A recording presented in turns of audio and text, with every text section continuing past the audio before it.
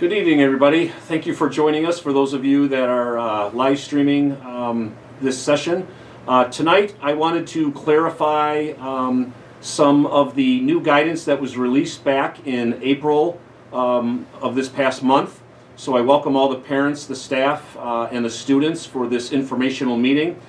Again, the purpose of this meeting is to clarify some information, what impact it has on Oakfield, and then you will actually have an opportunity to ask questions, and I will actually turn it over to Rob Z to explain how to do that during the session. All right, hello everyone. At the bottom of your screen here, I'll have this up the entire time. That's the instructions. You'll go to the website, which is slido.com.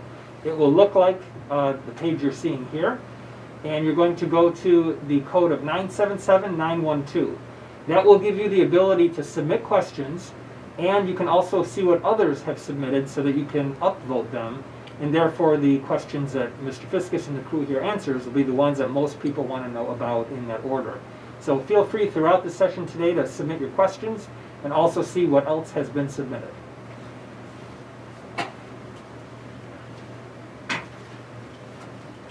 So once again, thank you for joining us. With me here tonight is Lynn Gaylord, the elementary principal, and Matt Peterson, the middle high school principal. The reason they're here is if you do have specific questions regarding the buildings, hopefully they will be able to answer your questions. So if I could just start off by giving you really the background information of what our district had to deal with back in July and August of last summer, before we reopened for the 2021 school year. The purpose of the original guidance back then was to give us some sort of blueprint. It was to provide all elementary, middle, and high schools, as well as our employees, contractors, students, and the parents and guardians of students with precautions to help protect against the spread of COVID-19 for schools. Obviously, depending on our situation, each school district was given the task of either providing 3 different types of educational platforms. Obviously, the end goal in any school district is to be in person 5 days a week.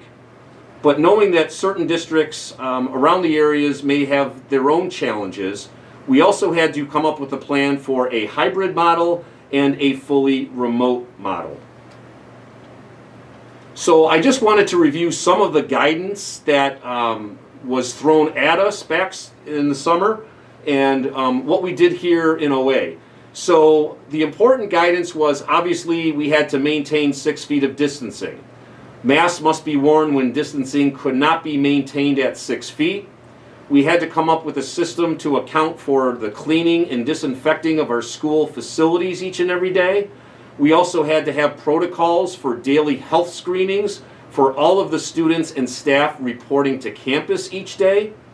We also had to construct isolation rooms for sick and symptomatic staff and students in the buildings. Obviously, we had to provide hand sanitizer and disinfectant sprays for every classroom.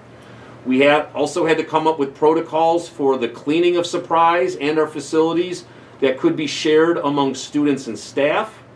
A lot of the guidance referred to cohorting of students, especially at the elementary level, and I will get to the term cohorting later on in the slides here. If you're not familiar with that word, what cohorting is making sure that a select group of students stay with each other all day long. And that no students leave that group or you don't introduce new students to that group. We also had to come up with a way to distribute our meals, our breakfast and lunches. Obviously, the buffet styles have gone, the lunch trays are gone, the real silverware has gone, and obviously your children probably have told you that they're being served in those plastic containers with the individual silverware being wrapped up. Those are just some of the guidance that we had to follow. We also had to change our protocols for the arrival and dismissal of students to maintain that 6 feet of distancing. And again, we had to create 3 instructional models, our full in-person model, our hybrid, and a remote model. We also had to make sure that we increased our ventilation systems and our filters, and we had to construct new busing protocols, as the guidance basically stated that it was one child per seat unless you were of the same household. So certainly buses that would normally hold 50 to 60 kids are now down to about 20 to 25. So that's just some of the guidance that challenged a lot of the districts in this area last summer. The purpose of this new guidance that came out a couple weeks ago was to update and to align with the previous guidance with some of the recent recommendations made from the CDC on how to prioritize safe in-person learning in schools. It obviously was intended to address all types of public and private schools. So here's the bottom line. As you probably are aware, as you see in the media and on the news stations almost daily, there has been a massive political push to get all students back in school full time.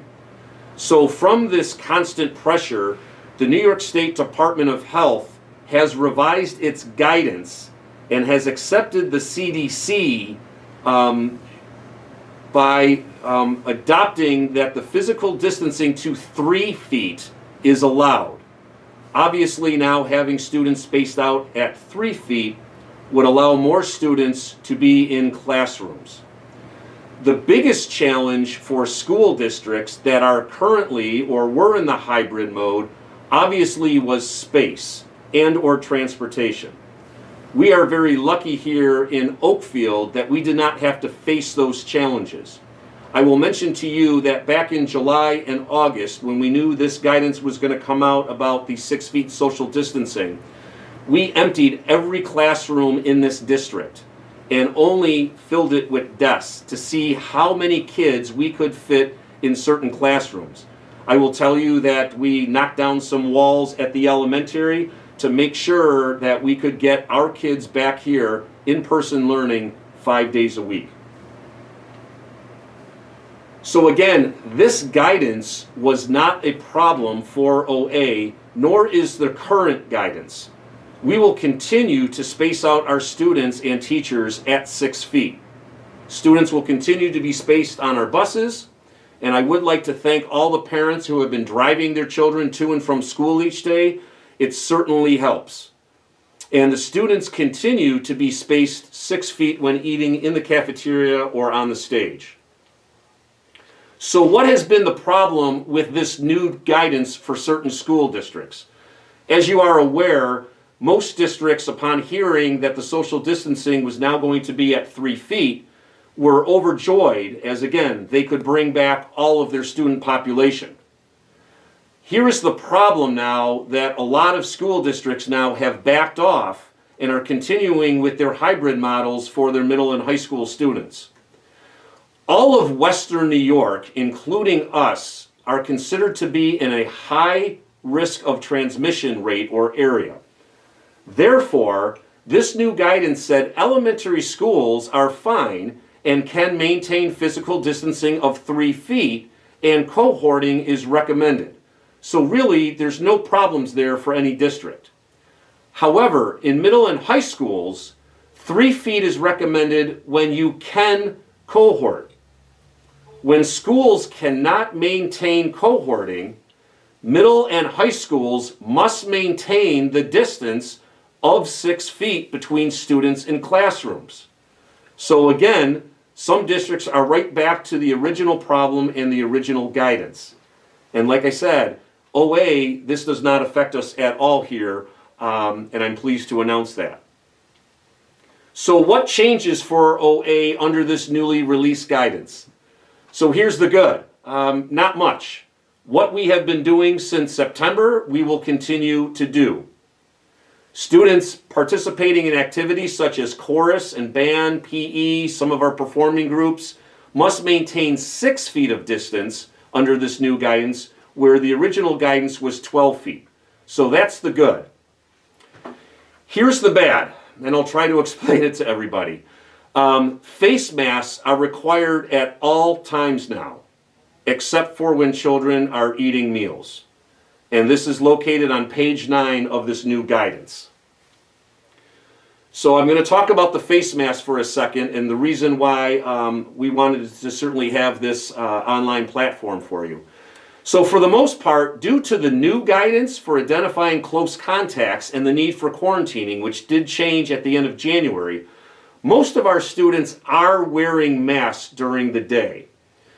The reason I want to mention this is over the summer when we had sent a survey out about reopening, certainly we understood that the community wanted us to be back in person 5 days a week.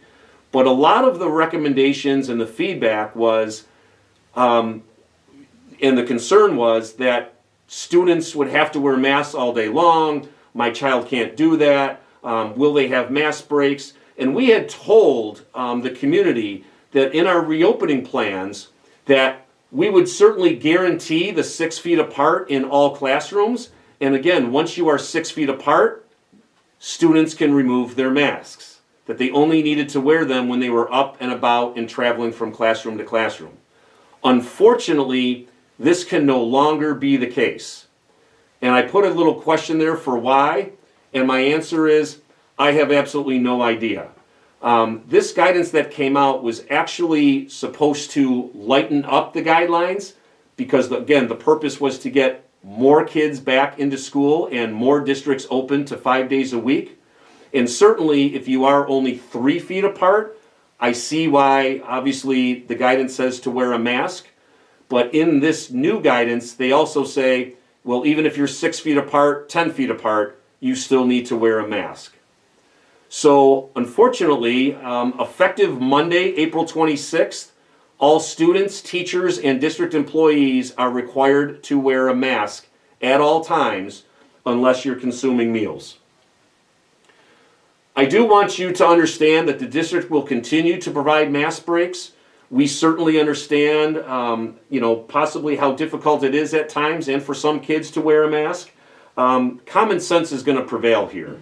What we've done in September has been working, and I'll say that I'm probably the most frustrated with this new guidance because, again, as they're trying to lighten up the restrictions, they seem to actually tighten our restrictions, but we've been back here full-time 5 days a week since the beginning of the school year. And I want parents to understand that, your kids are resilient, and not wearing a mask is the new awkward. And really the only issue that we have here with the kids is that when they wear a mask, they tend to wear it over their mouth and sometimes not their nose. So come Monday, we're going to be very, very stringent upon all of the students wearing a mask, and it must cover both their nose and mouth. I just wanted to give you some information on the contact tracing guidelines.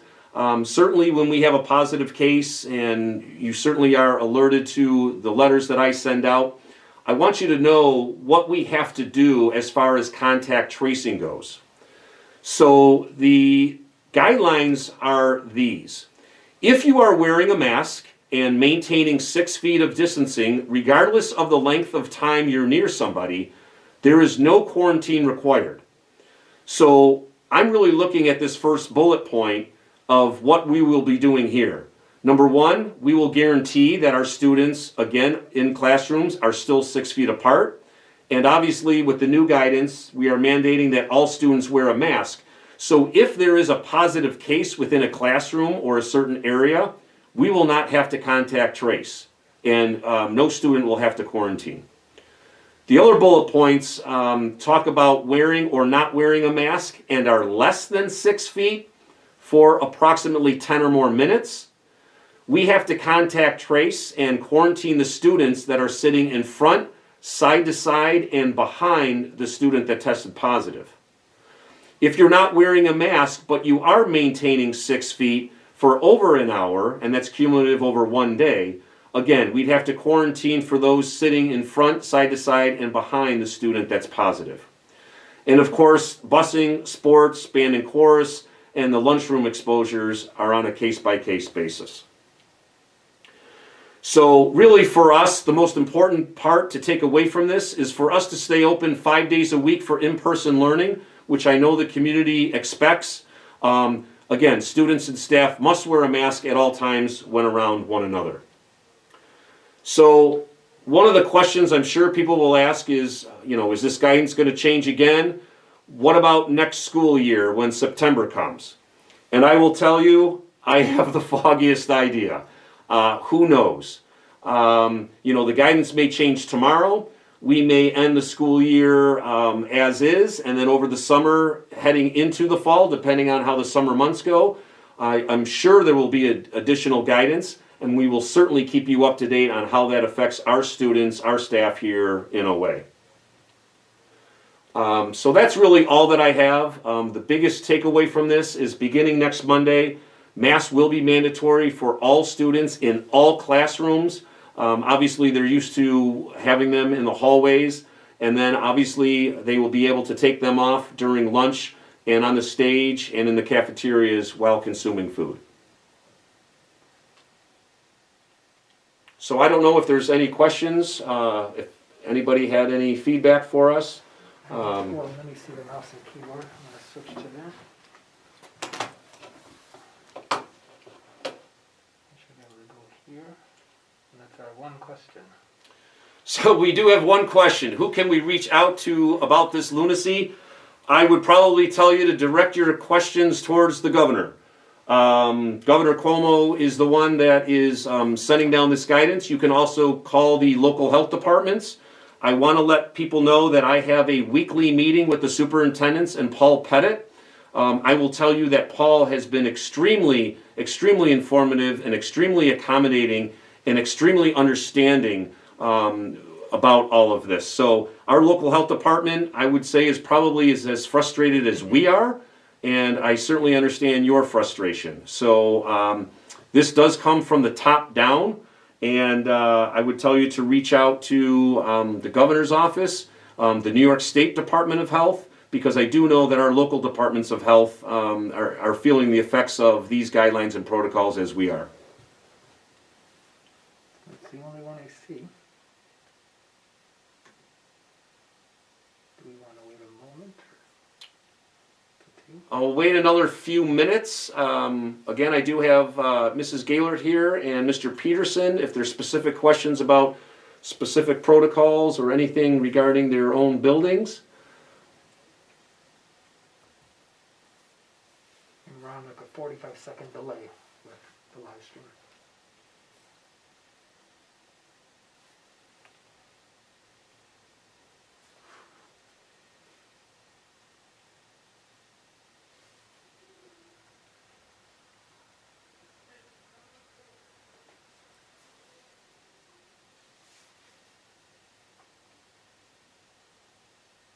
I see 27 viewers at the moment.